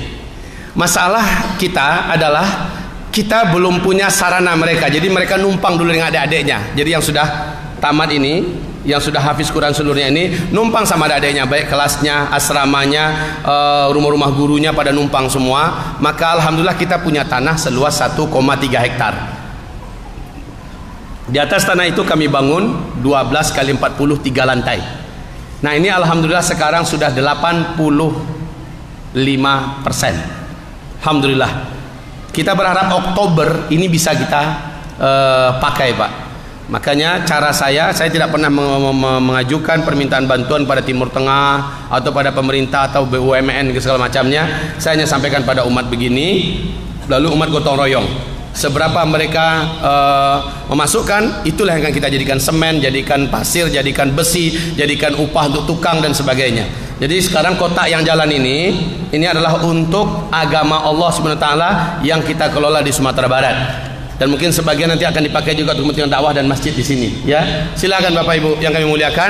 Nanti jalan sambil itu kita berdoa pada Allah Subhanahu wa Ta'ala. Sekarang ini jalannya bukan jalan biasa lagi. Kalau tadi kan jalannya biasa Mas itu. Kita santai aja masukkan 2.000, 5.000 kan. Sekarang udah beda yang dimasukkan dari pilihan kita. Memang niat kita adalah ini andil saya untuk menegakkan agama Allah Subhanahu wa Ta'ala. Apapun bentuknya, walaupun hanya satu sak semen, walaupun hanya satu batang besi, walaupun hanya satu karung pasir, bismillah, Allahu Akbar, ya. Baik ibarat Allah, sambil ini terus jalan, ini juga saya sampaikan, kitab ini tolong dapatkan di luar. Tanda-tanda kiamat di negeri Syam. Kemarin kami berkunjung ke Danau Tiberias, Pak. Kemarin kami berkunjung juga ke kebun kurma di Baisan, tidak jauh dari Danau Tiberias. Kemarin kami juga berkunjung ke Sina, di mana nanti Nabi Isa alaihissalam dan Imam Mahdi dan orang beriman lari ke bukit itu untuk menyelamatkan diri dari Ya'juj dan Ma'juj. Bagaimana kondisi alam dan persiapannya, Masya Allah. Saya menyaksikannya langsung dari dekat, dan kami menelusuri beberapa tempat bersejarah. Hamba-hamba Allah yang kami muliakan, nanti insya Allah Ta'ala bulan Maret, jika ada izin lagi dari Allah, saya akan bawa jamaah lagi ke sana, ke Masjidil Aqsa, dalam rangka berkunjung ke 3 Masjidil Haram langsung. Dari Mesir, Palestina dan Masjidil Aqsa, kemudian Yordania, baru ke Madinah dan Makkah, baru kita pulang. 2 minggu lamanya insya Allah Ta'ala. Jadi siapa di antara Bapak Ibu yang minat untuk berdampingan dengan kami melakukan perjalanan ibadah ke 3 tanah suci ini, silakan menabung dari sekarang. Paling terlambat nanti 1,5 bulan sebelum bulan Maret itu sudah selesai perlengkapannya segala macamnya. Hubungi saja bagian media saya nanti ya, Uzma Media TV Channel. Insya Allah kita berangkat dengan Sadba Khidmah Mumtazah, satu-satunya travel muslim terpercaya di Indonesia yang mengantarkan jamaah orang beriman ke Masjidil Aqsa. Ya, ini cabangnya sudah ada berbagai negara Bapak, dengan operatornya Al-Qasas. Insyaallah Bapak Ibu, perjalanan kami kemarin juga ditolong dan dimudahkan oleh Allah Subhanahu wa Ta'ala. Bulan Maret, maka dari Januari silakan sudah masukkan. Baik, untuk informasi berikutnya silakan tanyakan ke nomor ini 085222222408. Tanyakan sama beliau, atau 407 ya. Bagaimana prosedur untuk mendaftar buat keberangkatan ke 3 tanah suci kita bulan Maret, insyaallah. Dan sekalian itu acara Isra Mi'raj. Jadi pas di Masjidil Aqsa Nabi melakukan Mi'raj, kita kasih tahu di titik mana Nabi Muhammad melaksanakan salat di Masjidil Aqsa itu dan bertolak menuju ke Sidratul Muntaha di Masjidil Aqsa, insyaallah Ta'ala. Ustaz, saya sudah umroh Ustaz. Bagaimana kalau program saya setengah saja? Memang 2 program. Satu bagi yang ingin langsung umroh, maka Madinah Mekah ikut. Satu bagi yang hanya Mesir, Palestina dan Yordania, ya, maka cukup sampai di situ. Di Yordania kita berpisah. Kami yang umroh langsung ke Madinah dan Mekah. Dan sementara yang sampai di 3 tanah ini saja, silakan sampai di situ. Baik, hamba-hamba Allah yang kami muliakan, mari kita berdoa pada Allah Subhanahu wa Ta'ala. Allahumma salli wa sallim ala hadha nabiyil karim wa ala alihi wa sahbihi ajma'in wa man tabi'ahu bi ihsan ila yaumiddin. Itu sudah jalan semua? Sudah ya. Ya Rabbi ya Hayyun ya Qayyum bi rahmatika nastaghits, la haula wa la quwwata illa billahil aliyyil azim. Ya Allah ya Rahman ya Rahim, Engkaulah yang maha menanamkan iman ya Allah di dalam dada-dada hamba yang Engkau pilih. Maka jadikanlah iman-iman kami di dada kami. Engkau berikan kekuatan ya Allah. Tambahkan hidayahmu kepada kami. Jadikanlah kami mencintaimu dan mencintai Rasul serta agama ini melebihi apapun cinta kami kepada selainnya ya Allah. Ya Rabb kami, tambahkan hidayahmu kepada kami, sehingga bagi kami solat 5 waktu berjamaah di masjid, sehingga bagi kami dekat dan selalu akrab dengan Al-Quran, fanatik dengan sunnah, dan senantiasa istiqomah dan setia dengan jamaah, serta kami punya gelora jihad dan siap kapanpun untuk berjihad, senantiasa menjadi matlamat dan urgensitas hidup kami yang tertinggi. Ya Allah, ya Rabb kami, bencikan kami semua dari maksiat dan dari tempat-tempat maksiat. Jadikanlah kami bukan termasuk hamba-Mu yang suka membuang-buang waktu, membuang-buang kesempatan, ya Allah, menyia-nyiakan peluang yang ada. Ya Allah, jadikan kami benci dengan segala macam jenis dosa, apakah itu dosa besar ataupun dosa kecil. Ya Allah, ya Rabb kami, jadikanlah iman di dalam hati kami bagaikan perhiasan yang maha mahal, sehingga kami bisa meniru dan meneladani generasi terbaik yang pernah ada di muka bumi ini, generasi para sahabat-sahabat Nabi Muhammad sallallahu alaihi wasallam. Ya Allah, wahai Rabb yang kami agungkan, wahai Rabb yang kami ilahkan, wahai Rabbul Alamin yang kami sembah, sesungguhnya Engkau maha mendengar, maha melihat dan maha mengetahui keadaan kami di Indonesia saat ini. Ya Allah, kami saat ini sedang ada di ujung tanduk. Ya Allah, keadaan kami benar-benar sudah hampir pada puncak kelemahan. Ya Rabbal Alamin, kami ditimpa oleh penyakit wahan dan kami dalam kebimbangan dan kegalauan. Sesungguhnya kami sangat cinta kepadamu, kepada Rasul dan kepada agama ini. Ya Allah, tetapi kami kehilangan, seperti kehilangan arah. Apa yang harus kami buat, langkah mana yang harus kami lakukan, dan siapa yang harus kami dengar. Ya Allah, sementara makar dari para pembenci-pembenci Islam ini makin hari makin dahsyat dan hebat. Ya Allah, jika Engkau tidak tolong kami, jika Engkau tidak tolong Indonesia kami yang tercinta, maka kami akan menjadi sampah di negeri kami sendiri. Ya Allah, maka kami akan tercampak dan agama ini akan terinjak-injak, dan kami akan bernasib seperti Uighur, kami akan bernasib seperti Rohingya, kami akan bernasib seperti negeri-negeri yang kaum muslimin mayoritasnya tertindas. Ya Allah, kami berlindung kepadamu dari lemah. Ya Allah, lemah semangat, lemah hati, lemah keberanian, lemah cita-cita, dan lemah kepemimpinan. Kami berlindung kepadamu. Ya Allah, jangan Kau biarkan kami menjadi pecundang di akhir zaman ini, tapi jadikanlah kami pejuang yang Engkau banggakan di langit sana. Jadikan kami salah satu di antara tentara-tentaramu di muka bumi ini. Ya Allah, jadikan lisan kami, tangan kami, dan hasil kreativitas dakwah dan amal soleh kami menjadi petaka dan azab bagi musuh-musuhmu dan musuh kami. Ya Allah, ya Rabb kami, izinkan kami menjalani sisa-sisa hidup kami dengan kemuliaan. Ya Allah, izinkan kami menutup umur kami dengan kesyahidan. Ya Rabbal Alamin.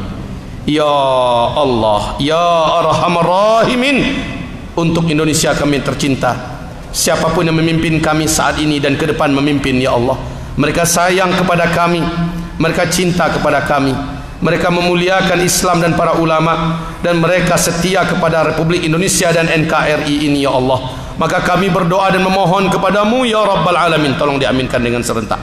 Ya Allah, muliakanlah para pemimpin-pemimpin yang mulia tersebut. Ya Allah, kuatkan kekuasaannya. Ya Allah, berkahi hidup dan keluarganya. Ya Rabbal Alamin, dan masukkan mereka ke dalam surga Firdausmu. Ya Rabb. Tapi siapapun yang hari ini memimpin kami dan ke depan memimpin kami, sementara mereka benci dengan Islam, mereka jahat kepada kami, dan mereka menghina dan menzalimi para alim ulama kami, dan mereka khianat kepada Republik Indonesia, mereka punya cita-cita dan makar yang busuk terhadap NKRI ini. Ya Allah, maka doa kami kepadamu untuk mereka. Ya Allah, tolong aminkan semua. Ya Allah, doa kami untuk mereka. Ya Allah, sebagaimana Engkau hancurkan Firaun dan bala tentaranya, hancurkan mereka. Ya Allah, sebagaimana Engkau azab Namrus yang berkuasa dengan semua kekuatannya, maka azablah mereka dengan sehina-hinanya azab. Ya Allah, sebagaimana Engkau tenggelamkan Qarun dengan segala kesombongannya, tenggelamkan mereka semua dalam perut muka bumimu ini. Ya Allah, Allahumma Rabbana innaka antas sami'ud du'a ya mujibas sa'ilin.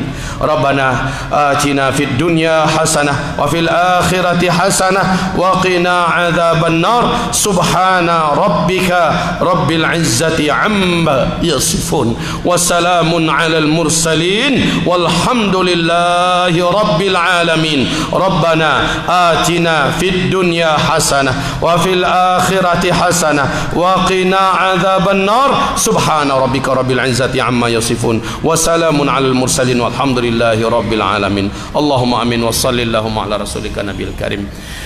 Demikianlah hamba-hamba Allah yang kami muliakan. Nanti di luar juga ada madu dari kualitas murni yang sudah langsung saya ruqyah, dan ini keuntungannya 60% untuk agama Allah Subhanahu wa taala juga tersedia di luar sana, dapatkanlah. Dan juga ada kesturi bibit asli dari India yang sudah saya ruqyah. Ini bermanfaat insyaallah dari gangguan-gangguan jin dan syaitan atau rumah-rumah dan tempat-tempat yang kena gangguan. Cara menggunakan memakaikannya sudah saya ajarkan di YouTube, dan ini juga bisa dibuat, yaitu oleskan di bagian bawah kuping kita seperti ini, oleskan di kening kita, ya, kemudian di ubun-ubun kita, oleskan juga di ketiak kita, kemudian di lubang pusar kita dan di urat nadi kita. Sambil masing-masing mengoleskan baca bismillah ya Allahu akbar. Setelah selesai, doakan pada Allah, ya Rabb, jika di tubuh hamba sekarang bersarang jin dan syaitan yang membuat hamba tidak bisa khusyuk, yang membuat emosi hamba meledak-ledak, yang membuat hamba kehilangan fokus dan sebagainya, ya, maka ya Rabb kami enyahkan mereka dengan parfum kesukaan Rasulullah SAW ini, ya Allah, yang telah diruqyah ini. Ya Allah, enyahkan mereka. Dengan izin Allah, Allah akan enyahkan mereka dari kita. Begitu juga yang rumahnya, kantornya, gudangnya, mobilnya yang kena gangguan, ya, maka cukup diteteskan beberapa tetes ke dalam ember yang ada air, kemudian percikkan. Setelah diaduk, percikkan sambil mengatakan bismillah Allahu akbar. Keluar kalian hai musuh-musuh Allah. Bismillah Allahu akbar. Semoga bermanfaat apa yang kami sampaikan. Kitab ini juga ada di luar, maka mendapatkannya adalah bahagian dari cara kita membekali diri kita agar nggak ngomong kosong, dan agar mengetahui dengan ilmu, dan agar kita juga bisa membantu agama Allah. Mari baca surat Wal Asri. A'udzu billahi minasy syaithanir rajim. Bismillahirrahmanirrahim. Wal 'asri innal insana lafi khusr illa alladhina amanu wa 'amilus shalihat wa tawasaw bil haqq wa tawasaw bis sabr. Allahumma arhamna bil Quran wa sadaqallahul azim. Kita baca doa kafaratul majlis. Siapa saja yang baca doa ini, kata Rasulullah, sebelum ia berdiri dari tempat duduknya masing-masing, Allah Subhanahu wa taala akan gugurkan seluruh dosa-dosa kecil yang ia perbuat sebelum itu. Mari dibaca.